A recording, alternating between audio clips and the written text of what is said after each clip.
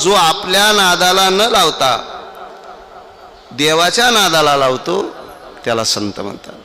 आणि त्या संत कोटीतले जर कोण होते तर ते गुरुवरे बन्सी महाराज तांबे. समाजाला कधीही बाबांचा त्रास झाला नाही. सामाजिक जीवन जगत असताना, मंदिराची उभारणी करत असताना नको नको तो त्रास झाला तरी देखील कोणाच्याही एका रुपयाला देखील हात न लावणारा महात्मा. जोपर्यंत गरज होती तोपर्यंत घेतले, परंतु मोठ्यांच्या मुखातून ऐकलं एक फक्त तिकिटाचे पैसे घ्यायचे आणि मंदिराचं काम करायचं आहे. त्या परिस्थितीमध्ये कधी गाडी नाही, कधी थाट नाही, कधी कोणताच नाही.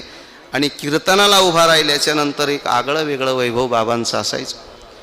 नेहमी कीर्तनाचे अभंग जरी बघितले, मी काल आश्रमावर बोलत असताना सांगितलं की बाबांना जर असे थोडे लाईट टाळकरी जर दिसले तर बाबांचे अभंग ठरलेले ऐसे.